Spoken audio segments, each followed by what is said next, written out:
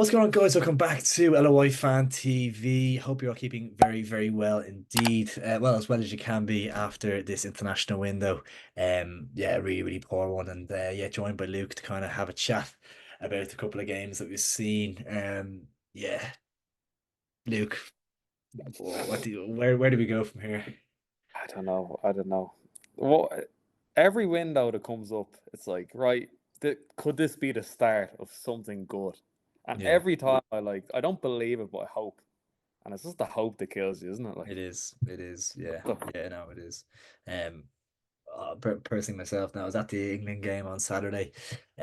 First half we were absolutely desperate. Second half was a little bit better, but I just couldn't bring myself to watch it because the way it came out after is that John O'Shea is pretty much the manager of this team, and honestly. I'm a season ticket holder. Sold my ticket for tonight's game against Greece. I couldn't watch it. I'd rather go for a run. I can't watch it. I can't watch it. If it's John O'Shea ball, count me out. I'm not in. I'm not. I don't want to be involved.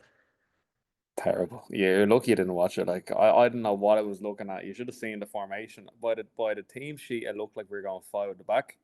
Yeah. But then he, Robbie Brady was playing left back. Benny was playing right mid. Umbona Delhi was playing right back.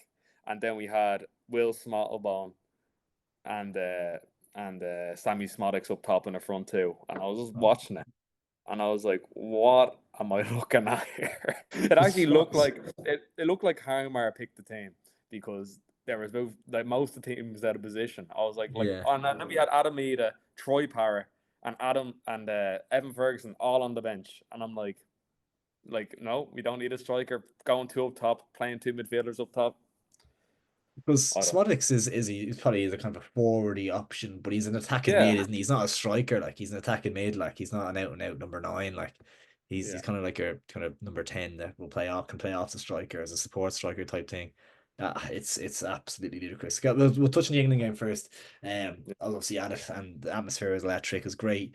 And you just couldn't write the fucking two goal scores, to be honest. It was just you couldn't write that. Like but just even the tempo, the intensity, everything, you'd expect them to be so much more at it in their faces, putting a few tackles in. You could just get absolutely nowhere near them. And you can't be too critical because the gulf in quality is just incredible between the two sides. But the least you'd expect is a bit of fight, a bit of determination, a bit of character, and just to lay a few challenges on them, get the crowd going. Yeah, you couldn't write the goal scorers. Like I was laughing like when I saw it. Like honestly, you couldn't write it. Like Yeah. if it was in a book and someone wrote it, you'd be like that wouldn't happen. Yeah. You know, Bryce Yeah. and Grealish scoring. Like the only thing that was missing was Lee Carsley coming on and scoring a header. Like, Yeah. Yeah. Or like it Callum was. O'Dowd coming on for Ireland and scoring, maybe. Oh jeez, or anyone scoring for us for that matter. But Yeah, yeah, yeah. yeah. But as you said, like the way I kind of put it is, if both teams were in the Premier League, Ireland will finish rock bottom, and England would probably be, be in the top four, challenging for the Yeah. league. So that is the goal you're dealing with. And if that was a Premier League fixture, you'd be like, right, it'd be at least 2-0. So Yeah. yeah, that stuff. Like it does bother me, but it doesn't really bother me. Like when we lose to top oppositions, when we play the teams around us and we just look so out of our depth. That's what upsets me because we used to Yeah. handle our own, and now we just don't. Yeah, yeah. The big thing for me is that like if that Saturday night looked like Saturday's game looked like O'Shea picked the team, and obviously Matt Doherty was there, who should never play for Ireland ever again. He's an absolutely he's is the ego of Ronaldo, and he's the ability of a Sunday league footballer. Like he's probably the best agent in world football. He's played for Spurs, Atletico Madrid, all these teams, a Premier League player, and he's honestly atrocious. He's so bad, but he's so arrogant. Number seven, everything. He's terrible. Like I despise the guy as a footballer. That is, Robbie Brady. Like he was a great servant in 2016, which is what 8 years ago now. Like how is he still knocking about? Even maybe Coleman. I like him in the squad, but should he be playing? I think Ambamadile would have been better for dealing with Anthony Gordon out there as a right centre back. Giving a bit of support. Maybe even Coleman at wing back or something. But having that bit of pace from Ambamadile could have been a better way to deal with it. Yeah, it's just the hallmarks of a John O'Shea side, and he needs to go as well. He's an absolute charlatan. He needs to bounce for me. He's not up to it, and yeah, it's like the fact he's coming out and doing all the press conferences, acting like the manager pretty much, and he's just not that guy. Yeah, it's an absolute disaster from top to bottom, and then tonight it looked like, as you said, kind of HEIMIR picked the team because it was just a mess, and he's been paid. I think he's on 600 grand a year. I think he's received 100,000 that's so far. And first of all, he's letting O'Shea pick the team for the first game, which is not good. And then he picks a team for the second game, it looks like, and it's a mess. So he doesn't know the players, and it's just an absolute, yeah, it's carnage. It's a mess. I think now I'm 100% sure on this stat, but I think Robbie Brady has played more minutes for Ireland this season than he has for Preston North End. Like Doesn't what? surprise Like me. what are we? What's the basis for getting called up to this squad? Like, is it you scored a goal at what I mean Euro 2016, and like on that we should be getting Jeff Hendrick in the squad based off that. Yeah, Like, you yeah, know what I mean? Like, I just don't understand it. Like, you look at that 21s getting the draw in Turkey tonight, like so much ability, so much talent, and like I'd actually rather have a bunch of up and comers like Kenny did all those years ago, and throw out the likes of your Matt Doherty's, your Robbie Brady's. Like as good of a servant Robbie Brady was, like he doesn't have the legs. Like he's playing yeah, left wing back against England. You yeah, know what I mean? Like he doesn't have the legs. Like James McLean, at least James McLean could run. Robbie Brady can't even yeah. run. Yeah, he has a good cross, but that's about it. Yeah, yeah, and do you know what it is as well? It's that this is O'Shea as well. He was in charge for the last few windows or whatever it was. Perfect opportunity, friendly games, try something out, bring a few young lads into the side, even if it's a Sam Curtis or something. Just throw in a young lad. Festy didn't get many minutes, I don't think, under O'Shea in the last one either. It's a perfect opportunity to bed in some youngsters, give them some international experience. But now he goes ahead in friendly games, trying to get a result to try and win the job for himself. Just a pure greed from O'Shea and starting Doherty, Brady, and all these lads in friendly games, and they don't need international experienced players over the hill. They don't need these minutes. Get them to young lads coming through, get them that bit of experience, and then it would have served them well coming into these Nations League games. But yeah, it's just like we need to be building a squad here. We're not building anything without Doherty and Brady. We're not going anywhere with that. We're better off actually giving young lads an opportunity to actually try and build for something for the next couple of years. Like it's I don't know where to start. I actually don't know where to start with. Like, what do you do? Like, We were losing. We brought on Callum Robinson. Yeah, granted, 5 years ago he scored a few goals for Ireland, but like he can't even get his game for Cardiff now, and he's coming on the bench trying to get nick us a result against Greece. Like it's just laughable. It's really yeah, like Callum O'Dowd on them. Like I'm like why are you even in the squad? I could keep on going all day. Like yeah. I'm it's just looking just at the players that came off the bench tonight. Obviously, Ferguson came on, Robinson came on, Ida came on towards the end. Casey McAteer. Yeah, it's grim, isn't it? It's grim. Even like you would like to even get Jacob Ryan more minutes. I'm just looking at some of the subs. Troy Parrott didn't feature much over the two games. I don't think he featured at all actually. oh, Which is strange. He's I don't think he scored yet over in Holland, but he's in decent form. And I think the fans have taken him over there, and he's one that we should be trying to get some minutes into. I think he scored in O'Shea's last game, if I'm not mistaken, against Hungary, wasn't it? 40 euros. he scored. He Um, scored. Well, he has like 5 or 6 goals for Ireland. Like he yeah, actually does score winners. Like so, I don't know why he doesn't get his game. We're playing two up top. Why wouldn't you throw like I don't know like Parrott and Ferguson and say right, yeah. let's have a go here. Like Even if it was like a Smodix with a Ferguson, either Parrot, like because I don't mind Smodix playing kind of just like yeah. a higher up, just off the striker or something. But if it's Smodix is the kind of number nine, and you have whoever it is, Knight or Small, whoever was playing off him tonight, like it's just yeah, it's like trying to get stuck between what you're trying to do is like are we trying to play expansive football? Are we trying to shut up shop and kind of nick something like it's just a total mess. And Greece probably are a better side than us. Obviously, we saw that with Kenny when they kind of turned us over a few times, but nothing from tonight would think that we're any better off without Stephen Kenny. Is probably like yeah, I don't know. It's just it kind of shows you this. Well, probably wasn't all. Probably got maybe a little bit more blame than he deserved at the time. Possibly, it's hard. It's kind of hard to know. Like it's in terms of what was the right avenue for us to take. Like if HEIMIR and John O'Shea is the alternative to Kenny, would we have just kept Kenny like and then let him keep building away at what he was doing? I suppose I don't know. Yeah, he was developing players to be fair, and like since Kenny's left, has there been any players brought through? I Yeah, don't think. like if the Right. alternative was Carsley or even like Steve Bruce or like any like John like just like someone established, someone that would know the players, someone that will at least give us an identity and a style of play. But it's just Icelandic dentist and John O'Shea who's barely got any coaching experience. Like it's And oh then him doing the press conference as well. Like you're trying to yeah tell me that happened by accident. Come on, yeah yeah. honestly. It's an arrogance, isn't it? It's an arrogance from him, 100%. Like, um, Yeah. what's next? What's the solution? Go on. Set the alarm clock for the Euro 2028 campaign and just hope that hope that we've got a few good youngsters coming through because this World Cup campaign coming up is gonna be grim.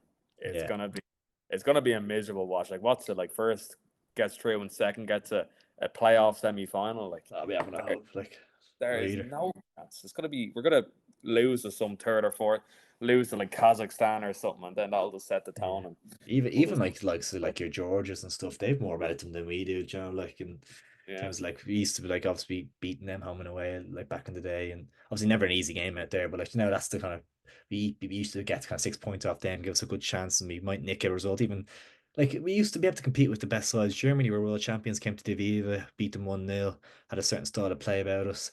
Um Obviously playing along towards Shane Long, but like yeah, we had something about us. Maybe the team was just a bit better. We had kind of more established Premier League midfielders like Glenn Whelan, Keith Andrews. At least they were week in, week out Premier League football, and for seasons upon seasons. Like you kind of take it for granted, don't you, Yeah, when you look at what yeah. we have now? Like, Absolutely miserable. I don't know what the teams just seems a bit spineless. Like it's just mm, like yeah, we've a good like in theory we've depth in centre half, but like our build up play isn't bad. Like when we were in possession, we're able to knock it around the back. It's just like when we get to the final third of their pitch, we're just like we're actually totally out of ideas. It's like there's we better turn around and pass it back to Kelleher and start again because we actually don't know what to do. It's just yeah, miserable.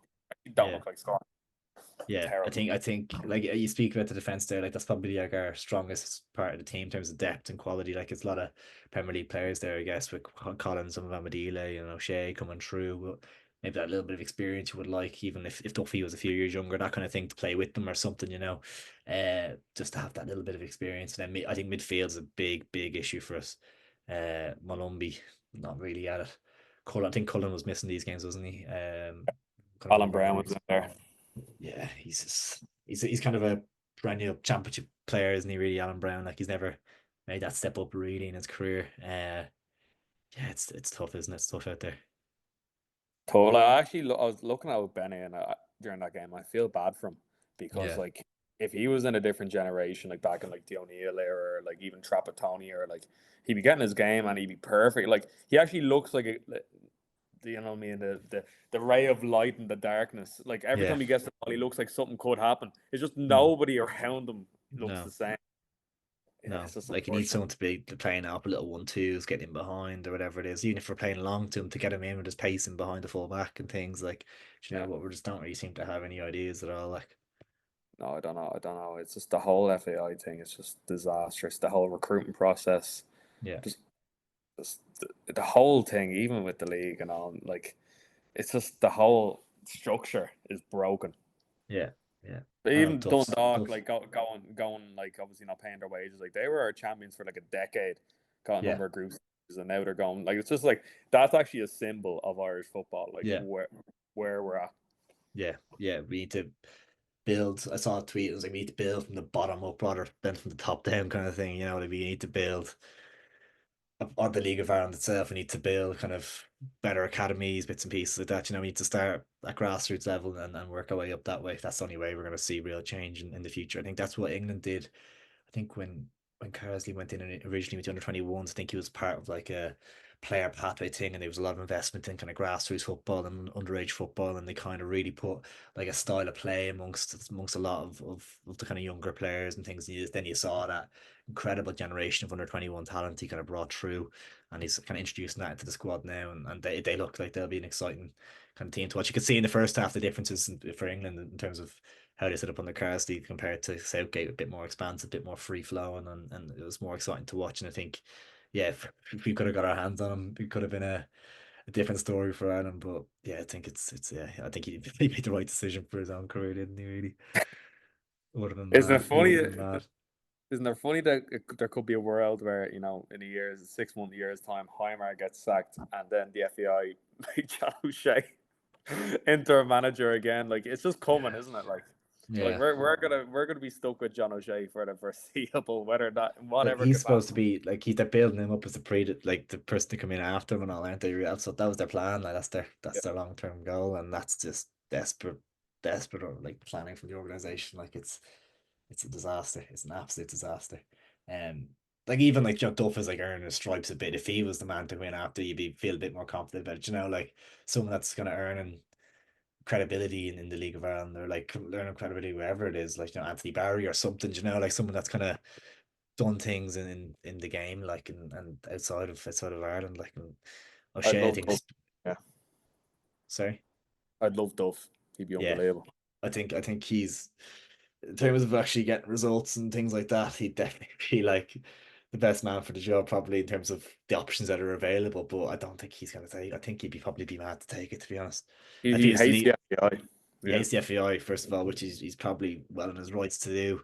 And I think if he was to leave Shells, I think it would be for like a team when maybe like I don't know. I don't think he'd take the Ireland job. I think he'd be probably looking to go to England or something like that. I think rather than I think he'd be mad to take the. I think it's a poison chalice. It's a terrible job to take. Like yeah. So limited in what you can do. Like, and I just don't.